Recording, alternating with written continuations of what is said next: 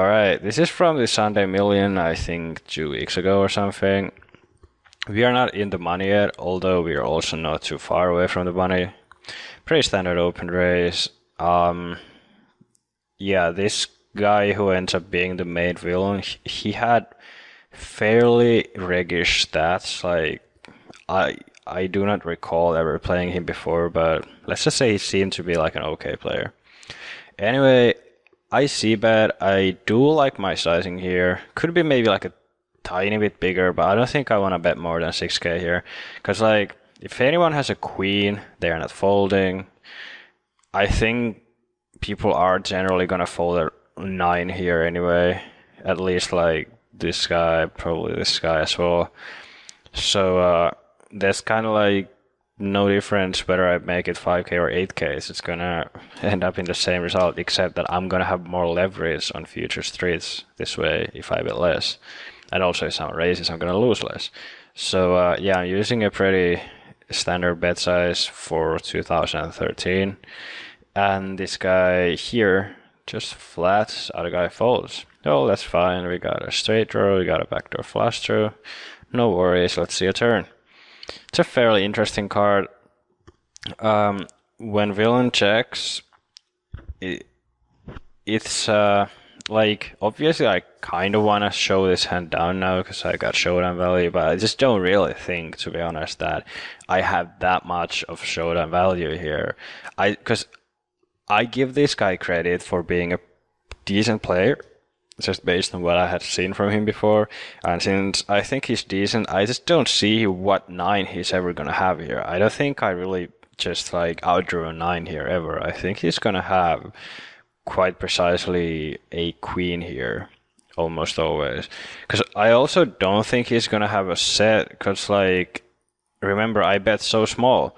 Like, right here, when it's your turn, you have a set of 3s. I really just going to flat. I think most people will definitely raise here against this sizing, whereas if I bet like 8k, I think he might be more inclined to flat, because then he doesn't have to worry that much about getting all the money in. Because, you know, he's out of position. If he's got a set, he calls, the pot's going to be 23k, he's going to have 30k behind. Oh, sorry, yeah, 30k behind. If I check back the turn, then how are you going to get the money in? So yeah, also that's why you want to see bet less in a lot of spots. It just like gives you much more information, because people will be trapping less in these kinds of spots.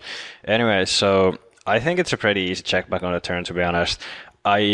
While I don't think that I'm ahead that often, I still, like, once in a blue moon, I'm still gonna win this pot in a showdown if we end up checking it down. And more importantly, if I check back, I'm not giving him a chance for blowing me off my equity. I mean, I got an open in the straight draw. I could hit a jack as well. So I think it's a pretty standard spot to see the river. Mainly try to bink. If we fail to bink, then see what he does. Maybe do something silly ourselves, which is pretty much what happens here. So this 9 here, I don't really think it's ever helping our villain at all. I would suspect that it's going to be a pretty bad card for him, because, like I said, I just think this guy was good enough to not have a 9 based on the flop. There's, like, I don't know what kind of 9 he's gonna be flatting from the small blind and then check calling the flop with. I just, like, kind of think of a single 1, to be honest. Maybe like 10-9 suited, 8-9 suited, but that's pretty much it. And even those, I'm kind of skeptical about the flop. So anyway, not a lot of 9s in his range here. I do not think he's got a set, because, like I said, I think he check raised the flop. I just don't see what he can have that's better than king queen here, to be honest. So while the 9 is not that likely for us either, because we raised from early position, but I had been pretty aggro here, playing a lot of hands because it's the Sunday Million.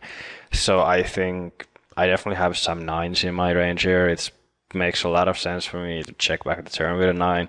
And also, like, queen jack got counterfeited if I have an overpair, so I can also represent like aces and kings, and I think even ace queen. I'm pretty sure I would definitely shove ace queen here. So